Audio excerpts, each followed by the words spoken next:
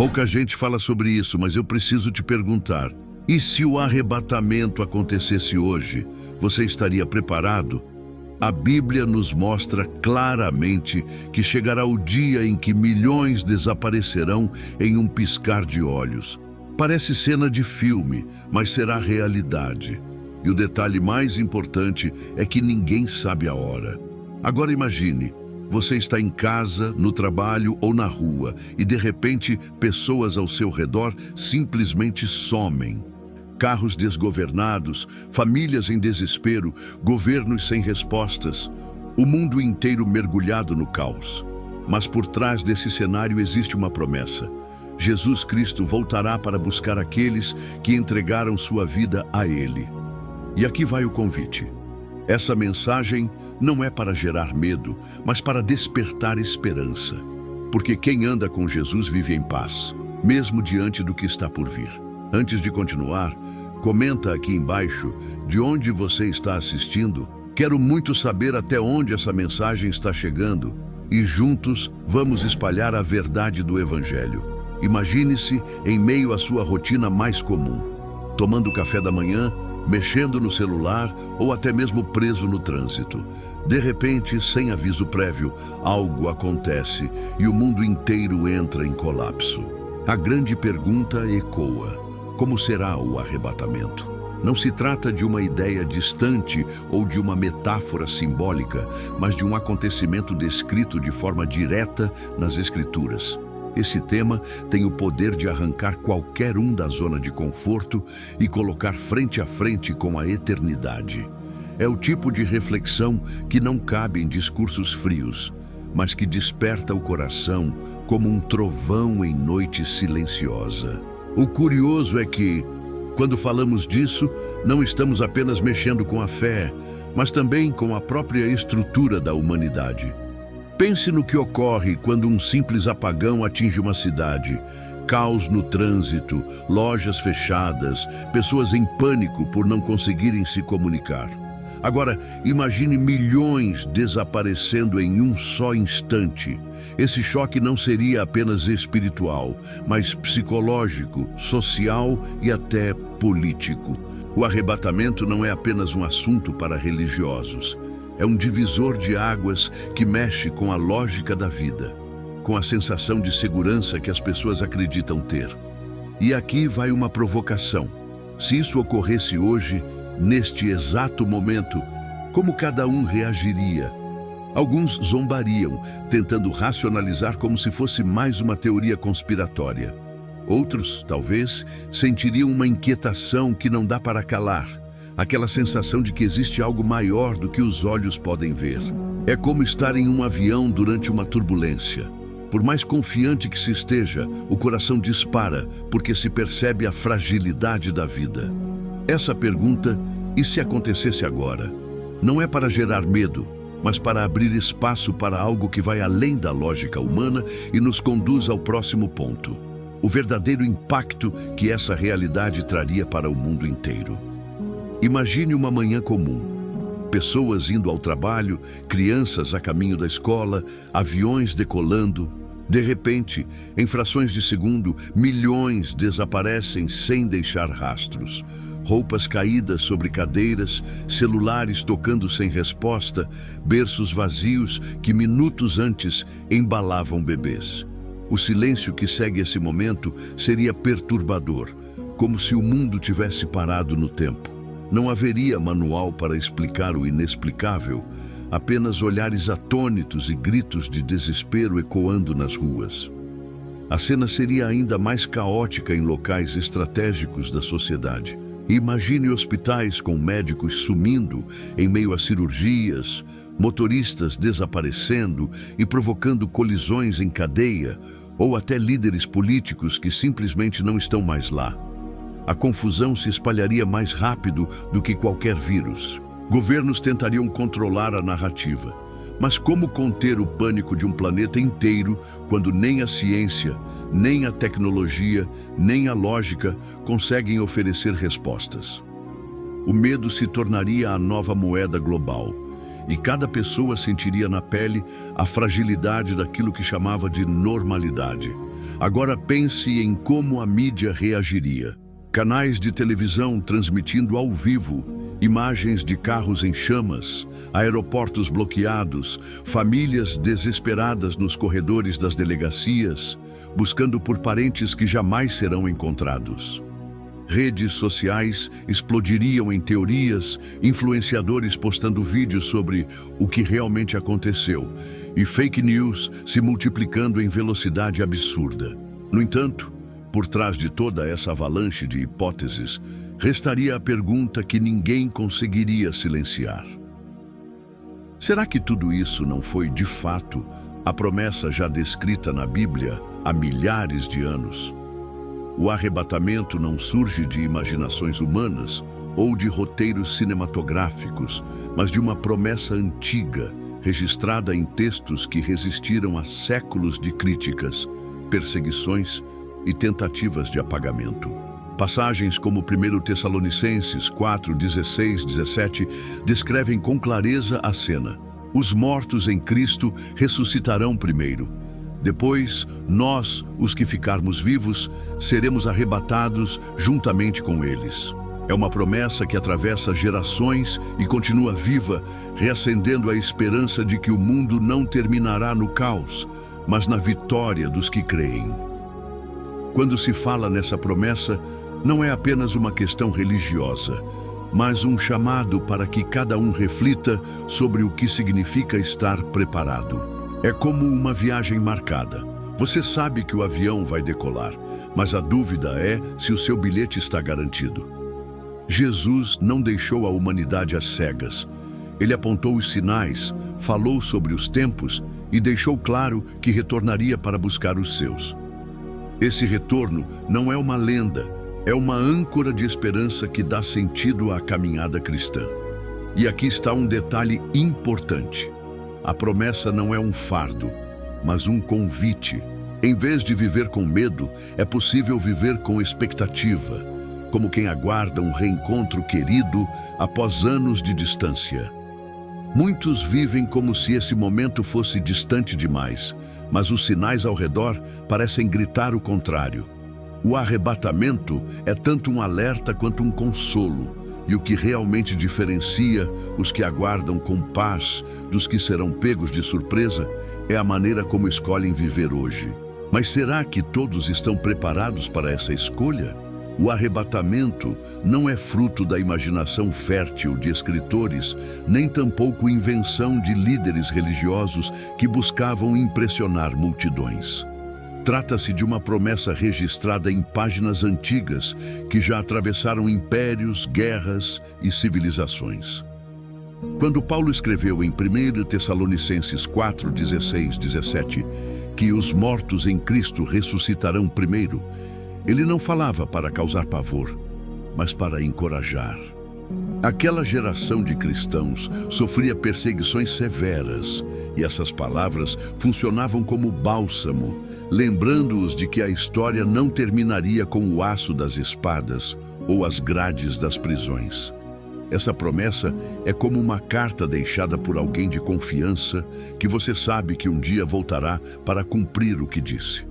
Jesus, em Mateus 24, 40, 41, deixa claro que esse retorno seria repentino e que dividiria destinos.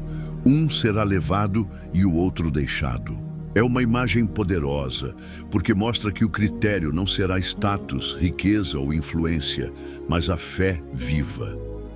Pense nisso como uma sala de embarque em um aeroporto. Não importa se você é executivo ou estudante, só entra quem tem a passagem em mãos. O arrebatamento será assim, simples e direto, sem espaço para improvisos de última hora. E é justamente esse detalhe que torna essa promessa tão urgente. Muitos vivem como se tivessem todo o tempo do mundo, como se o bilhete pudesse ser comprado minutos antes da partida. Mas a Bíblia mostra que não será assim. O convite é para uma preparação contínua, como quem mantém a mala sempre pronta para uma viagem inesperada. E essa preparação não é teórica, envolve escolhas diárias, como cultivar fé, perdoar de verdade, manter comunhão com Deus e viver em esperança. Essa promessa não é um peso, mas uma chave para a liberdade, e quem a carrega vive com uma expectativa diferente, quase como quem já ouve o eco distante da trombeta. Mas nem todos encaram isso da mesma forma.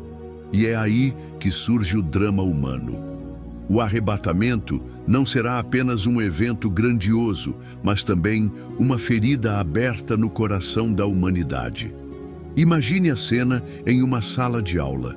Metade dos alunos desaparecem diante dos olhos dos colegas, deixando mochilas e cadernos sobre as carteiras.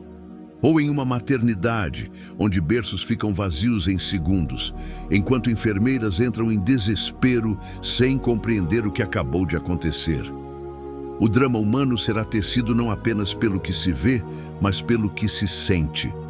A mistura de incredulidade, medo e perda que ninguém conseguirá traduzir em palavras. O peso mais cruel virá com a memória. Muitos lembrarão das conversas ignoradas, dos convites para buscar a fé que foram deixados para depois, das mensagens ouvidas em cultos ou vídeos na internet que pareciam exagero. É como alguém que perde o último ônibus da noite. O silêncio da rua vazia é acompanhado pela consciência de que a chance não voltará tão cedo. A diferença é que, nesse caso, não haverá outro ônibus. O arrependimento será como uma onda que engole, trazendo culpa, remorso e um vazio impossível de preencher. E o que virá depois? Uns tentarão se apegar a explicações alternativas, alienígenas, experimentos secretos, manipulações do governo, qualquer narrativa que acalme o medo por alguns instantes. Mas no íntimo, todos saberão que a realidade é outra. Foi Deus quem agiu. O contraste entre os arrebatados e os que ficaram será doloroso demais para ser ignorado. Será como olhar para o céu após um terremoto. Tudo ao redor pode desmoronar, mas a mente não consegue fugir da pergunta essencial: e agora? É nesse espaço de dor e incerteza que a mensagem central começará a ecoar com mais força do que nunca. A grande lição do arrebatamento é que ele não é um conto para assustar, mas um alerta para acordar. É como o sinal de um despertador. Não tem a intenção de irritar, mas de tirar alguém do sono para não perder a hora. Assim também é a mensagem central, um chamado para que ninguém seja pego de surpresa. A Bíblia sempre apresenta esse evento não como ameaça, mas como promessa. A diferença é que apenas quem estiver preparado verá essa promessa como esperança, enquanto os demais a sentirão como desespero. Essa preparação não é teórica, é prática. É como alguém que deseja passar em um concurso. Não basta dizer que quer, é preciso estudar, se dedicar, abrir mão de distrações. Da mesma forma, o preparo espiritual se manifesta em pequenas ações que moldam a vida. Manter um coração grato, mesmo nas dificuldades. Escolher perdoar em vez de guardar rancor. Dedicar tempo diário à oração e ao estudo da palavra. Não é perfeição que Deus exige, mas sinceridade e constância. Um exemplo simples: reservar 15 minutos pela manhã para ler os evangelhos pode mudar completamente o rumo de um dia inteiro. O detalhe mais urgente é que essa escolha não pode ser adiada. Quantas vezes alguém deixou para amanhã aquela ligação importante, aquele pedido de perdão ou até aquela visita a um parente, e no fim não houve tempo? A vida é assim, inesperada, frágil, e é nesse ponto que a fé em Cristo se torna essencial. Ele é a âncora que mantém firme em meio ao caos. A mensagem é clara como um letreiro luminoso: a hora é agora. Porque, após o arrebatamento, não haverá margem para improvisos, e as consequências que virão transformarão não apenas indivíduos, mas a sociedade inteira. E é justamente aí que entramos no próximo ponto. Após o arrebatamento, o mundo será empurrado para um caos sem precedentes. Não haverá comunicados oficiais capazes de conter o pânico, porque a ausência de milhões em todos os lugares ao mesmo tempo tornará impossível criar uma narrativa única. Imagine o colapso imediato em aeroportos, com aviões caindo por falta de pilotos, hospitais abandonados em meio a cirurgias, mercados financeiros despencando em segundos diante da insegurança global. A sensação será semelhante à de um grande blackout, mas multiplicada em escala planetária, com consequências permanentes. As famílias carregarão o peso mais doloroso.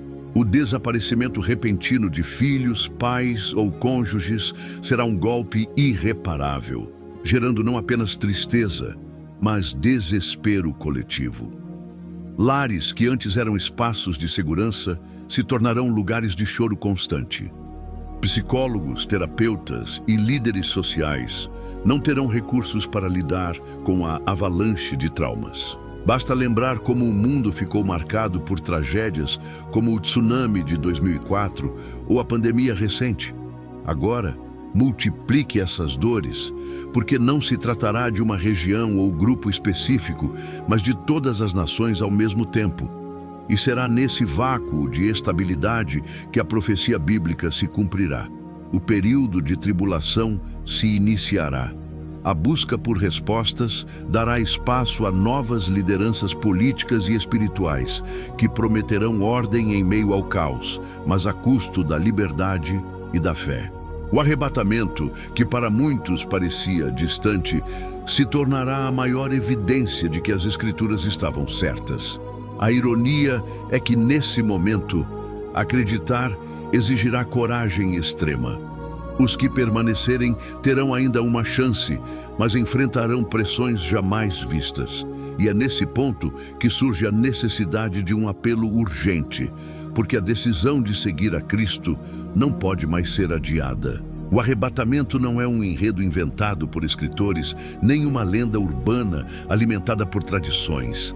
É uma promessa que atravessa os séculos, preservada nas Escrituras e confirmada pela esperança de milhões. A pergunta inevitável é: e se acontecesse agora, neste exato momento? Quantos estariam preparados de fato? Muitos viveram a vida inteira apostando que teriam tempo depois, mas a realidade é que o amanhã não está garantido para ninguém. O chamado do arrebatamento é como o toque de um alarme. Desperta quem deseja ouvir, mas pode ser ignorado por quem insiste em dormir. Preparar-se espiritualmente não é adotar um estilo de vida pesado ou repleto de regras impossíveis. É dar passos conscientes em direção a uma fé viva. Significa reservar momentos do dia para se conectar com Deus, seja através da oração sincera, da leitura de uma passagem que ilumine a mente ou até de pequenos gestos de bondade que refletem o caráter de Cristo. Imagine alguém que perdoa mesmo sem receber desculpas, que ajuda discretamente um vizinho com compras, que dedica tempo a ensinar valores aos filhos. Esses atos, simples aos olhos humanos, são tijolos que constroem a casa espiritual que resistirá quando o inesperado acontecer. Mas existe também o risco de adiar. Quantas vezes ouvimos frases como: "Quando minha vida estiver mais tranquila, eu busco a Deus", ou "Um dia ainda vou mudar". Esse "um dia" é a ilusão mais perigosa. É como esperar o último minuto para embarcar em um voo sem sequer ter feito o check-in. No arrebatamento, não haverá fila de espera nem segunda chamada. A decisão precisa ser tomada no presente. O convite é claro: escolha seguir a Cristo hoje, não apenas como um título, mas como um relacionamento real. Porque depois que esse evento se cumprir, o mundo mergulhará em uma realidade dura e inevitável. E aí, cada escolha terá um peso eterno. O arrebatamento não é sobre medo, mas sobre esperança. A Bíblia não fala apenas de um dia em que milhões desaparecerão. Ela fala de Jesus voltando para buscar aqueles que o amam. E a grande pergunta é: você já entregou a sua vida a Ele? Porque no fim das contas, não é sobre religião, é sobre relacionamento com Cristo. Jesus não veio ao mundo para condenar, mas para salvar. Ele deu a própria vida na cruz, para que cada pessoa tivesse a chance de escolher a eternidade ao lado dele. É por isso que a preparação não é complicada. Começa com um passo de fé, um coração sincero e o desejo de andar com ele todos os dias. E eu quero deixar esse convite. Abra o seu coração para Jesus hoje. Ele é o único caminho, a única verdade e a única vida. Escreve aqui nos comentários o que essa mensagem despertou em você e compartilhe esse vídeo para que mais pessoas conheçam essa esperança. E claro, se inscreva no canal e ative as notificações, porque juntos vamos continuar aprendendo mais sobre Jesus e sobre o propósito que ele tem para a sua vida.